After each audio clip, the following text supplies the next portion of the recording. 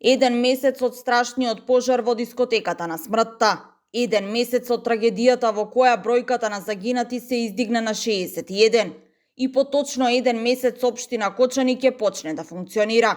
Веде градоначалникот Венко Крстевски денес на неговата прва пресконференција рече дека состојбата во општината е хаотична, потенцирајќи дека една од неговите први одлуки е од општинскиот буџет на Кочани да се уплатат 3 милиони денари на Фондот за солидарност на Црвен крст на Македонија.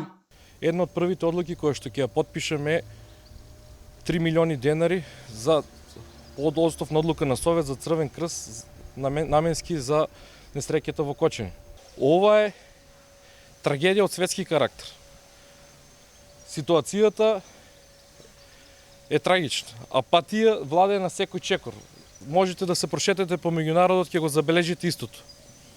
Ние имаме должност спрема настраданите да ги менјаме работите на подобро. Доколку оваа трагедија не ги разбуди сите институции во државата и драстично да се променат работите на подобро, сметам дека се е залудно.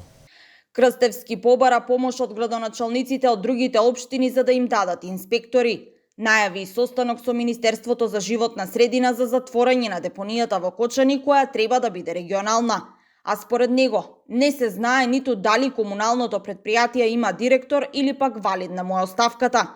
Но посочи дека катастрофална е состојбата и во противпожарната бригада, како и дека повеќе проекти се оставени без целосна документација. Затечена е хаотична состојба со нецелосни проекти, таква и во комуналното јавно претпријатие, каде што се уште имаме правен галијаматијас, не се знае дали имаме директор и дали таа оставка е валидна, немаме технички директор. Катастрофална е ситуацијата и состојбата со човечките ресурси во пожарната, значи потребни од минимум 32 пожарникари, имаме 16.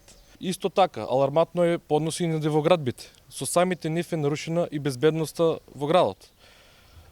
Во оваа прилика најавувам сериозна борба против дивоградбите и отпочнување на кривични пријави на секој оној кој што ќе биде затечен за градење на дивоградба согласно со закон. Венко Крстевски беше избран како независен советник од Советот на општина Кочани како привремено 6-месечно решение до следните локални избори, откако претходниот градоначалник Љупчо Папазов си поднесе оставка, пред да биде уапсен и притворен по пожарот во неисправната дискотека Пулс, кој однесе 61 живот, меѓу кои и 6 деца.